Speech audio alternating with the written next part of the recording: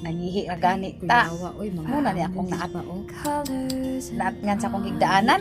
Ha? Muna ni atong naabtan sa higdaanan na.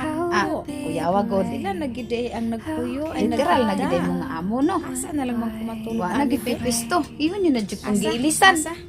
Magtindog na lang. Inyo na ang jud matulog. kong giilisan. Ha? Mga Ay, anak? Maikog naman kumupukaw aning isa. Uy.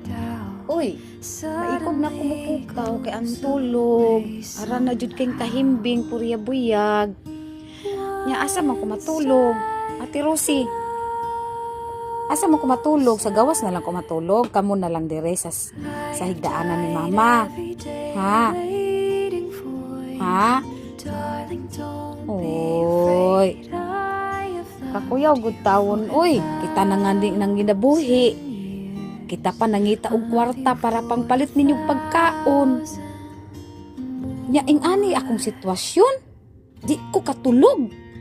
Magtindog ko matulog o sa gawas ra ko matulog. Hayuhay sa kinabuhi. Diyos ko, literal gid na amo. Literal na amo. Literal na amo.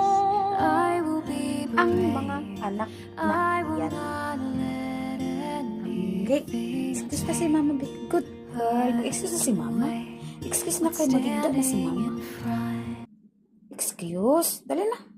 Dali na kayo. Magigda si mama. Tapad maka kay mama, no? Magtanday man na siya permi kay mama. Mupatong man na siya sa kuha permente. Love you. Dali na. Thank you, ate. Hawa taon siya kay nakasabot sa gisulti. Ano yung isa kay di na ako pwede isturbuhon. Diyos ko. Yung ana gina siya pag matulog na ganin na siya. Una-una na siya pwesto. Di ko ganan mamukaw kay ako ang mga anak ni Looy. Kami na og tulog.